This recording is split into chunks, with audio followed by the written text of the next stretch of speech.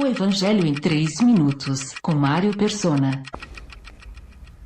Jesus continua reprovando os fariseus que tentam se passar por justos aos olhos dos homens, porém são reprovados aos olhos de Deus. Ele diz: ai de vocês, fariseus, porque dão a Deus o dízimo da hortelã, da arruda e de toda a sorte de hortaliças, mas desprezam a justiça e o amor de Deus.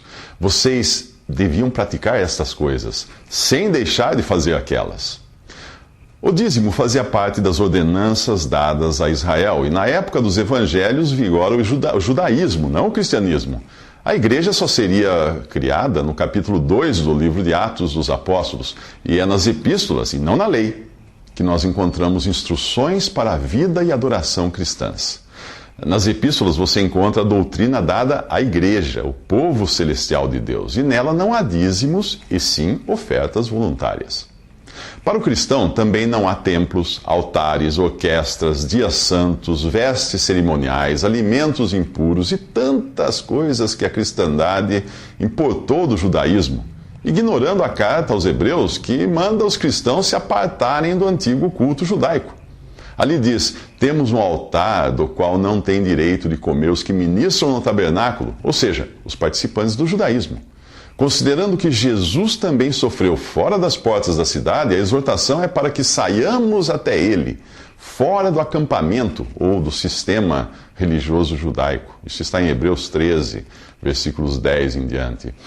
O dízimo, portanto, era a 10ª parte do que um israelita obtinha como fruto do seu trabalho e oferecia a Deus para a manutenção do templo de Jerusalém, dos sacerdotes, levitas e necessitados. Mas na atual dispensação da igreja não existe um templo cristão. E não há sacerdotes ou líderes para serem sustentados, já que todos os salvos por Cristo são igualmente sacerdócio santo. Mas ainda há necessidades, e o cristão tem o privilégio de fazer ofertas a Deus para esta finalidade.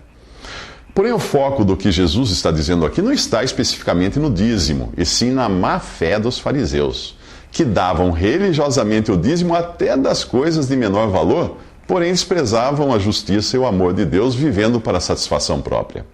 Jesus lhes diz para praticarem as coisas mais importantes sem negligenciar as de menor importância. E ele continua dizendo assim: ai de vocês, fariseus, porque amam os lugares de honra nas sinagogas e as saudações em público. Ai de vocês, porque são como túmulos que não se veem, por sobre os quais os homens andam sem o saber. A estratégia daqueles homens que gostavam de viver de aparências era tão boa que enganava muitos.